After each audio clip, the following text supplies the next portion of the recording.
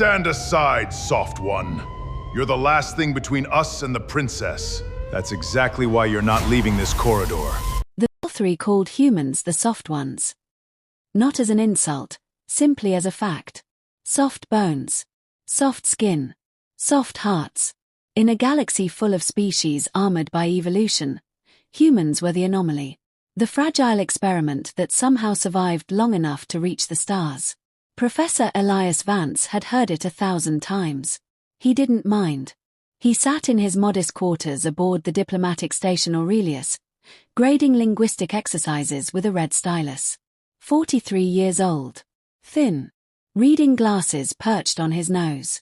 A man who looked like he'd spent his whole life in libraries, because he had. On the desk beside him sat a small holographic photograph.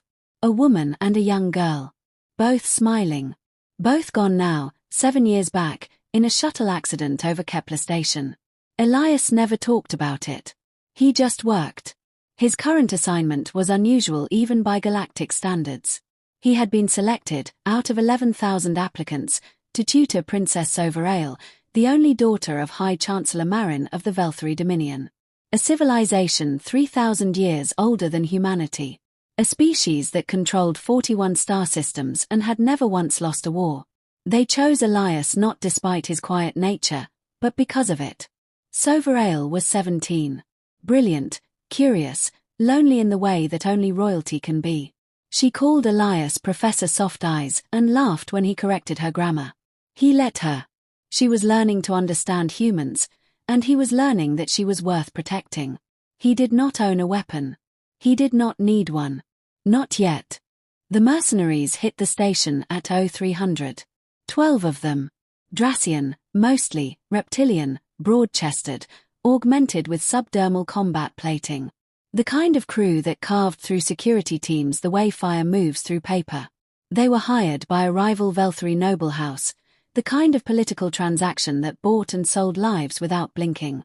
They took Soverail from her chamber in 40 seconds flat. The station's automated alarm screamed. Emergency bulkheads dropped. And in the chaos, Elias Vance found himself standing in the corridor outside the princess's sealed room, wearing a grey cardigan, holding a cup of cold tea. He heard her scream. One word. Just his name. Professor. The lead mercenary stepped into the corridor. 8 feet tall. Eyes like hammered copper. He looked at the human the way a boulder looks at a pebble, with no particular feeling at all. Stand aside, soft one, he said in broken galactic common. Or I'll step on you. Elias set down his tea. He looked at the mercenary. Then at the 5 soldiers behind him. Then at the sealed cargo door at the far end of the hall, behind which he could hear Soverail crying. He took off his glasses. Folded them. Tucked them into his breast pocket. The mercenary laughed, a deep, grinding sound like tectonic plates shifting. He turned to his crew. They sent a teacher. The crew laughed with him. They were still laughing when Elias moved. Here is what the Velthari didn't know. What no one in the Dominion had bothered to read in his file. Before Professor Elias Vance taught linguistics, before the glasses and the cardigan and the quiet life among books, he served 11 years in the Terran Special Operations Command. Deep insertion. Black budget. The kind of unit that didn't appear in official records because the missions it ran never officially happened. He had been extracted from that life by grief. But grief does not erase muscle memory. His body remembered everything.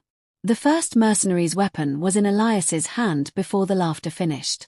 He'd rotated the wrist, felt the precise crack of the joint giving way, stripped the rifle clean in one motion. He fired twice, stun settings, and 2 soldiers dropped before anyone registered that the soft one had moved. The third came with a blade. Long, serrated, Dracian forged. Beautiful weapon. Elias broke the attacking arm at the elbow, redirected the momentum, and used the mercenary's own falling weight to drive the blade into the floor plating where it stuck. He did not speak. He did not rage. He moved through them with the terrible efficiency of a man who had made peace with what he was capable of and simply did the math. By the time the lead mercenary finally charged, all 8 feet and 200 kilograms of armored reptile, Elias had already calculated the angle. He dropped low, let the charge carry over him, found the gap between the combat plating at the base of the neck with practiced fingers, and applied pressure to the neural cluster buried there. The giant hit the floor like a collapsed building. 12 mercenaries. 41 seconds. Elias retrieved his glasses from his breast pocket. Put them back on. He walked to the cargo door and overrode the lock with his station clearance code. Soverail stood against the far wall, shaking, eyes wide. She looked at him. At the corridor behind him. At the still figures littered across the floor.